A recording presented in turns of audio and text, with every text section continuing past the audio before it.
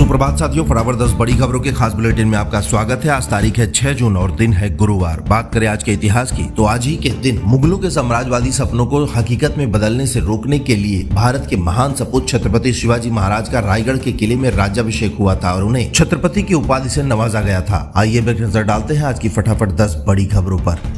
बसपा प्रमुख मायावती ने कहा, इस लोकसभा चुनाव में और पिछले चुनाव में भी मुसलमानों को पर्याप्त प्रतिनिधित्व दिया, लेकिन हमें पर्याप्त समर्थन नहीं मिला और वे हमें ठीक से समझ नहीं पाए। इसलिए अब हम सोच समझकर ही इन्हें मौका देंगे ताकि पार्टी को ऐसा नुकसान न हो।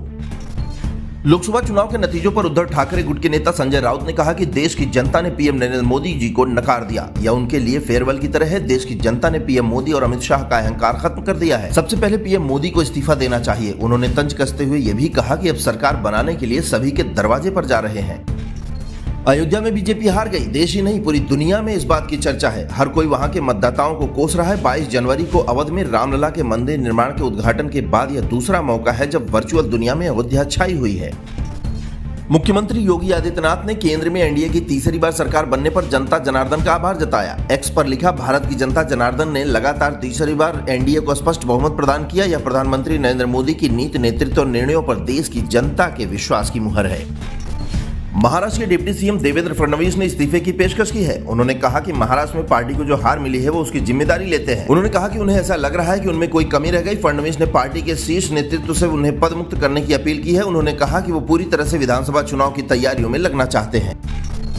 प्रयागराज के वकील 58% कार्य दिवसों तक हड़ताल पर रहे। हाईकोर्ट ने जिला बार एसोसिएशन को अवमानना पर कारण बताओ नोटिस जारी किया।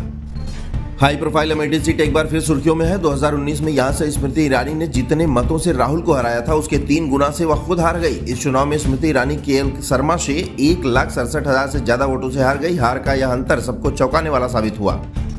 उत्तर प्रदेश में गर्मी का प्रकोप जारी है। नौतपा के बाद प्रदेश के अधिकतर इलाकों में झुलसती लू से थोड़ी राहत तो मिली, मगर बुंदेलखंड और पश्चिमी यूपी में अभी भी गर्मी से राहत के आसार नहीं। मौसम विभाग ने कन्नौज, कानपुर, आगरा, इटावा और बुंदेलखंड के कई इलाकों में कल और परसों भी गर्म हवा और लू चलने के आसार जताए हैं।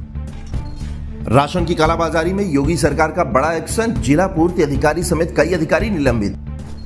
फैजाबाद लोकसभा के चुनाव के परिणाम का अयोध्या वासियों ने प्रतिक्रिया दी है। लोगों का कहना है कि दलित मतों के ध्रुवीकरण के चलते भाजपा को नुकसान हुआ। इंडी गठबंधन चुनावी समीकरण साधने में सफल साबित हुई। राम मंदिर के मुख्य पुजारी